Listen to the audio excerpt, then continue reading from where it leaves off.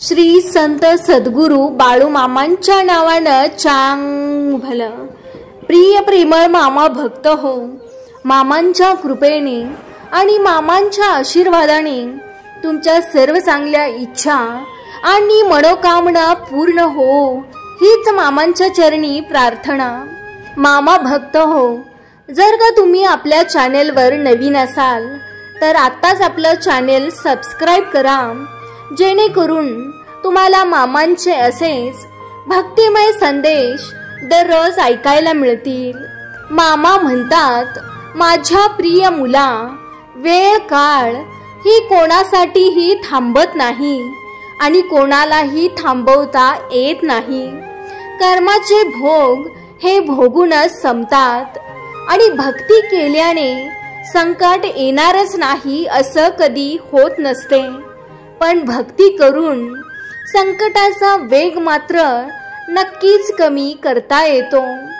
जसे की जिथे हात जाणार होता तिथे मात्र बोटावर निभावलं.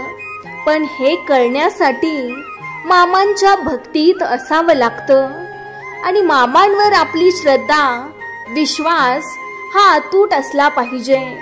आणि दुःख हे आपल्यावर आलेलं संकट जरी असलं तरी ती आपल्या सहनशीलतेची आणि मानसिकतेची कसोटी असते आणि या कसोटीला सामोरं कसं जायचं हे आपल्यावर अवलंबून असतं. आणि ज्याच्या आयुष्यात संकट जास्त येत असतात ती त्याची कुवत पाहून येत असतात, कारण प्रत्येकात ही सहनशक्ती नसते. आणि याचं उत्तम उदाहरण म्हणजे हिरा.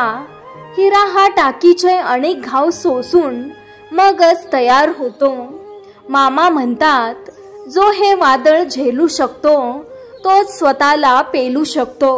म्हणून नशिबाला कोसत बसण्यापेक्षा संकटांना परिस्थितीला सामोरे जायला हवं, म्हणजे सुखाच्या वाटेला आपण न कळत लागतो.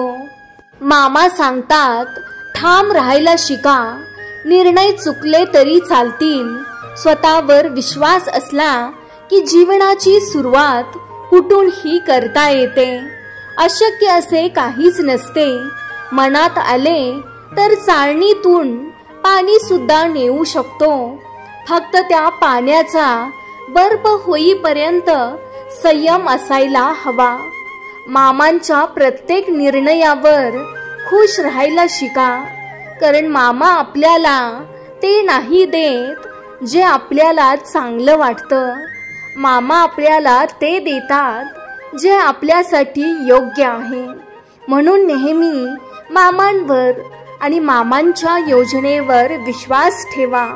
तर बोला मग बाळूमामांच्या नावानं चांग भलं.